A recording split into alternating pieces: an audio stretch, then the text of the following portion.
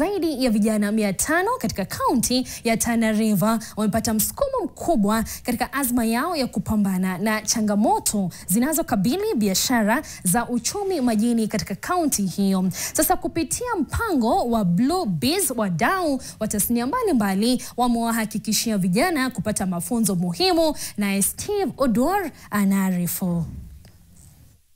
Chanani, eneo bunge la Galole, kaunti ya Tana River, ambapo zaidi ya vijana 550 wameweza kupokea mafunzo kuhusu uchumi samawati na jinsi ya kuweza kufuga samaki, na pia vile vile jinsi ya kuweza kupata mtaji wa kuweza kuwanufaisha katika ufugaji wa samaki. Kiukweli kazi hakuna, ni kuhangaika huku na kule, lakini baada ya kusikia kuhusu hii programu ya watu wa Blue Biz, mimi na vijana wenzangu tumejiunga ili kupata mafunzo zaidi jinsi ya kujenga fish pond, kukuza samaki. Katika eneo hili zaidi ya vijana wengi wameweza kufunzwa kupitia kwa shirika la Pamoja Pwani Network ikishirikiana na Technoserve pamoja na Mastercard, ili wakaweze kujiwezesha katika mikakati yao na mipango ya ufugaji wa samaki, na jinsi watakavyoweza kuingilia soko, na vile vile pia jinsi wanavyoweza kupata mtaji wa kuweza kuwekeza mambo kama samaki. Kitu cha kwanza tumefundishwa jinsi ya kuongea na customers,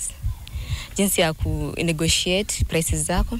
Kitu cha pili pia tukafundishwa mambo na records, keeping records, na jinsi pia ya kuweka kutengeneza business plan.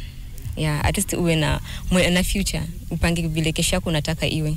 Hiyo itakuguide vile utafanya kazi yako kwa wakati huu. Ufugaji wa samaki si kazi ya mwanaume peke yake, ya kwamba pia wanawake na vijana wanaweza jihusisha katika ufugaji wa samaki na wanaweza jihusisha katika biashara ya samaki ili kujiendeleza. Ni dhahiri kwamba vijana hawa wamedhamiria kuchukua mafunzo haya kwa ufasaha zaidi, huku wakiwataka wafadhili wengine wakaweze kujitokeza kuwasaidia katika kuweza kupata fedha za kupanua miradi kama hii, ili kaweze kunufaisha kifedha katika siku za usoni.